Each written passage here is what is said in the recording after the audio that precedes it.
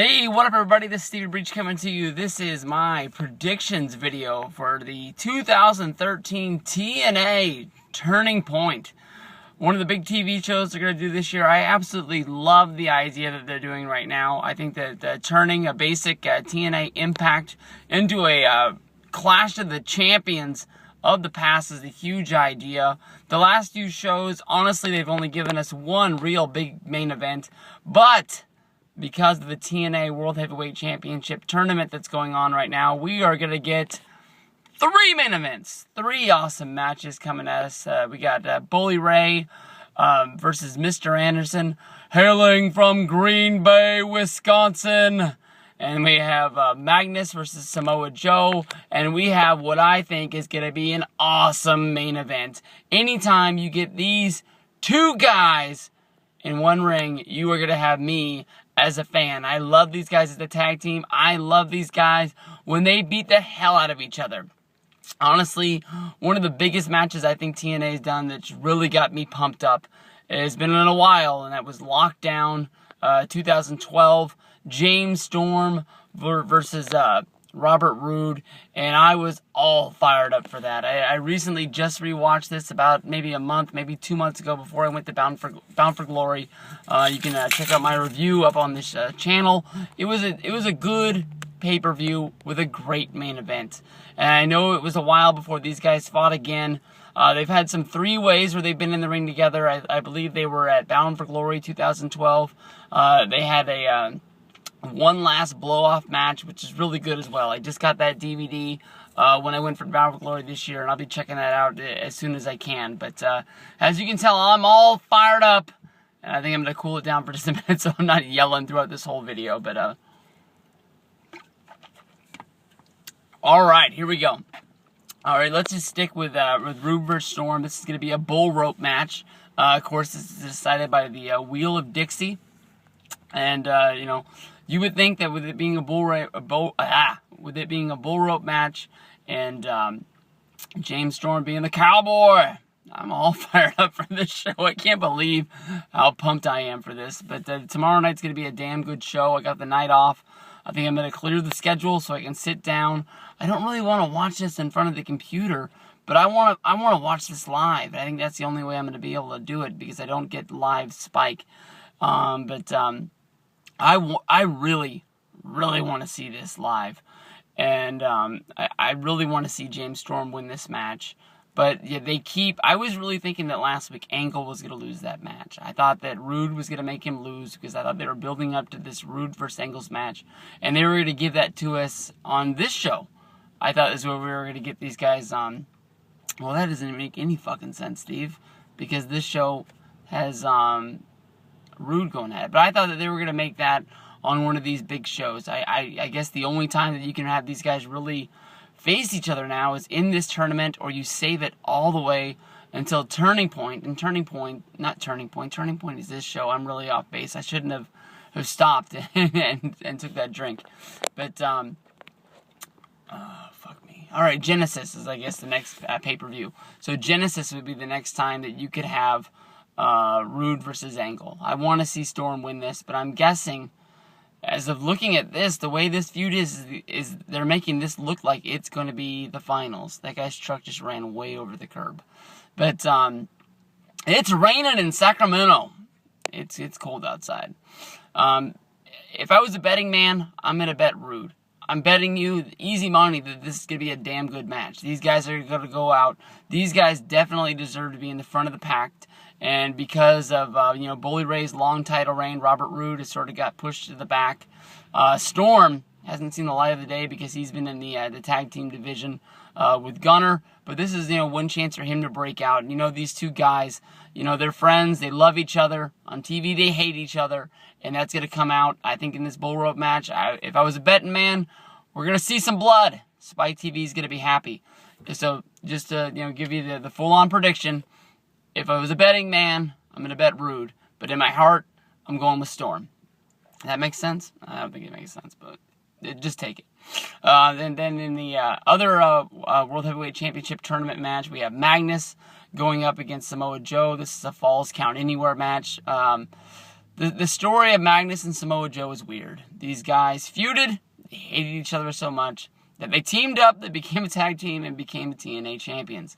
And then they became members of Main Event Mafia. Magnus is a guy for a long time that TNA has sort of said, this guy is going to be the future. This guy is going to be the guy someday. They've been desperately trying to get this guy over. I don't know who to really relate this to that it worked with. It's sort of like the storyline for Bound for Glory this year is that Sting was going to be the Ric Flair and Magnus was going to be the Sting guy. And that didn't really work out. Magnus got the win. Magnus eliminated Sting from the Battle Royal in order to get into this tournament because he wasn't a former champion. But Magnus is my pick to win this whole thing. I think Magnus is going to be, Dixie Carter's guy.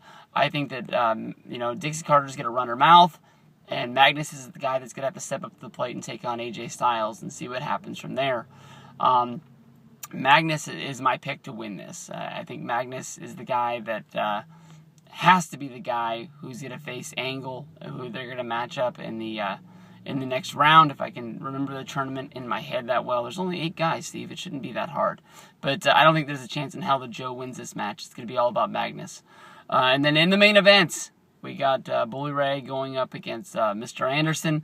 This is I believe, a no DQ match. And the life and times of Aces and Eights is on the line. And then we also have the career of Mr. Anderson on the line. Real easy here. I'll talk about this match more in a second. But honestly, why would TNA let Mr. Anderson's contract run out to where he's a free agent and he can go anywhere he wants to? He chose to re-sign with TNA.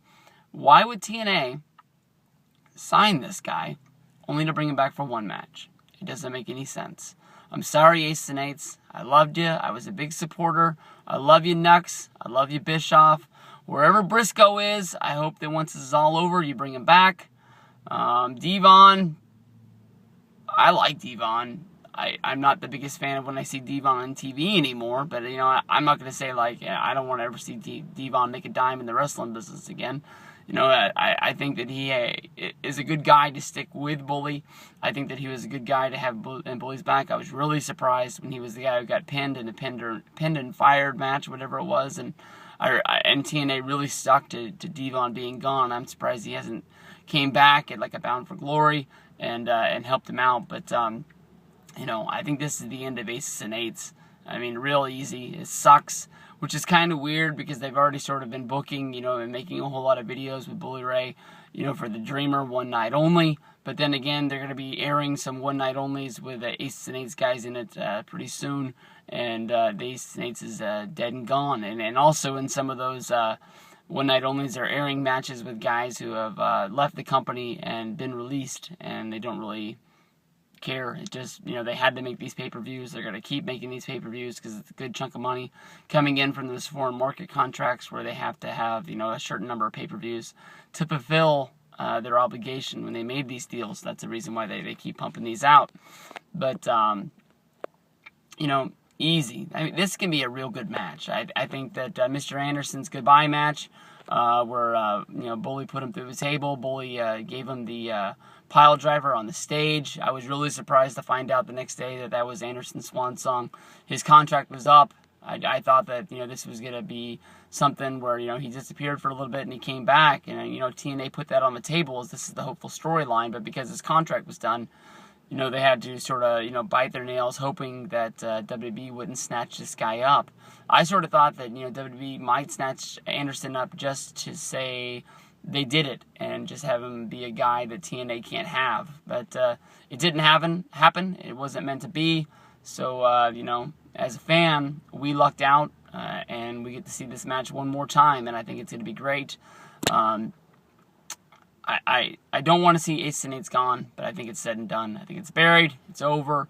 They had a good run. Honestly, I hated it. I loved it. And then I love it some more. And I understand why a lot of people hated it. But I think finally TNA is going to put Eric Bischoff's baby down to rest. He's been gone for the company for a little bit. And I think they've done everything they can do. I think that last swerve by Aces and Eights, beating the hell out of Anderson, was their last big one. I don't think there's anywhere they can go from here. I don't think there's anybody you can really add to the group to make this group grow. And a group with 4 guys, with 3 wrestlers, 1 main eventer, 2 guys that can't win a match to save their life, and an announcer isn't really be going anywhere. I feel bad for Taz. I loved it when he was on commentary. He just fucking, blew his gasket. I got to get out of this group. The next week, he was back in the group stronger than ever. So, it is what it is. But this is going to be a damn good show, guys. Mark this down. Thursday, 2 hours, Spike TV. It always airs 1 hour later than I think it does. I think it's on at 9 o'clock Eastern. And that means it'll be on at like 6 o'clock Pacific, I think. I hope.